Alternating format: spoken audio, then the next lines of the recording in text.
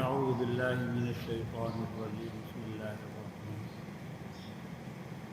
وَلَنُذِيقَنَّهُم مِّنَ الْعَذَابِ الْأَدْنَىٰ دُونَ الْعَذَابِ الْأَكْبَرِ لَعَلَّهُمْ يَرْجِعُونَ وَمَنْ أَظْلَمُ مِمَّنْ ذُكِّرَ بِآيَاتِ رَبِّهِ ثُمَّ أَعْرَضَ عَنْهَا إِنَّا مِنَ الْمُجْرِمِينَ مُنْتَقِمُونَ۔ سورہ الف لام میم سجدہ کی آیت نمبر 21 اور 22 کی میں نے تلاوت کی ہے۔ آیت نمبر 21 کل بھی پڑھی تھی، آج پھر دوبارہ بھی میں نے تلاوت کی۔ فرماتے ہیں ہم ان کو ضرور بڑے عذاب سے پہلے قریب کا عذاب یا چھوٹا عذاب ہم ان کو ضرور چکھائیں گے۔ بڑے عذاب سے مراد آخرت کا عذاب ہے، اور چھوٹے عذاب سے مراد دنیا کے اندر آنے والی آفات اور بلیات اور مصیبتیں ہیں۔ کہ دنیا کے اندر جو بھی پریشانیاں آتی ہیں، کبھی کسی شکل میں کبھی کسی شکل میں، یہ چھوٹا عذاب ہے، اور بڑا عذاب آخرت کا ہے۔ اور یہ چھوٹا عذاب بھی اس لیے آتا ہے تاکہ یہ بڑے عذاب سے بچ جائے، سمجھ جائیں۔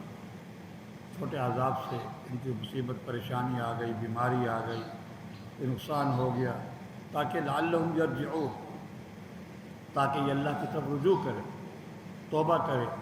اور اس طرح اگر انسان دنیا کے اندر کسی آنے والی مصیبت سے، کسی آنے والی پریشانی کی وجہ سے توبہ کر لیتا ہے تو گویا کہ یہ دنیا کا عذاب اس کے لیے رحمت بن گیا، اس کے لیے رحمت بن گیا، اللہ کی طرف رجوع کرنے کا اور توبہ کرنے کا سبب اور ذریعہ بن گیا۔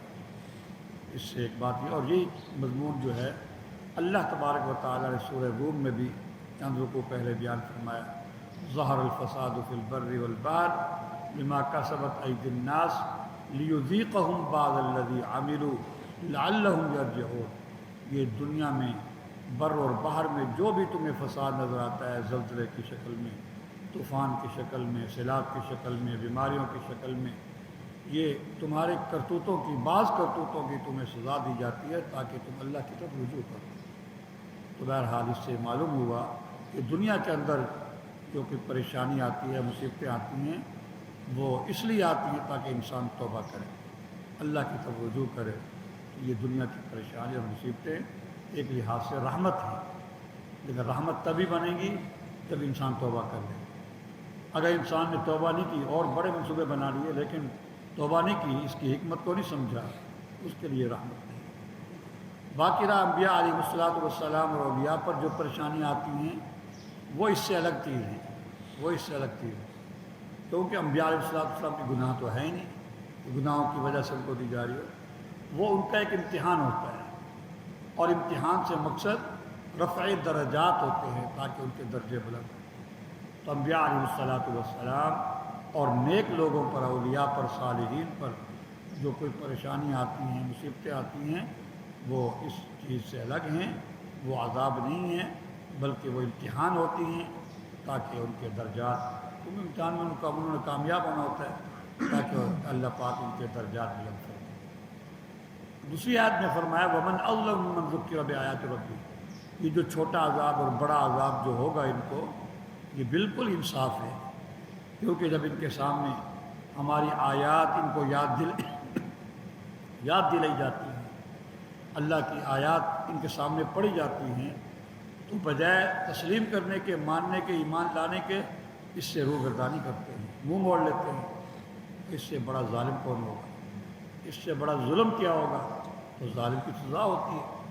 تو کیا کون زیادہ ظالم ہوگا اس شخص سے جس کو اس کی رب کی آیات یاد دلائی جائے، ثم اعرض عنها، لیکن پھر وہ اس سے منہ موڑ لے، تسلیم نہ کرے، مانے نہیں، عمل نہ کرے، تو یاد رکھو یہ بہت بڑا ظالم ہے، اور اس کی یہی سزا ہے، دنیا کا عذاب بھی اور آخرت کا عذاب بھی۔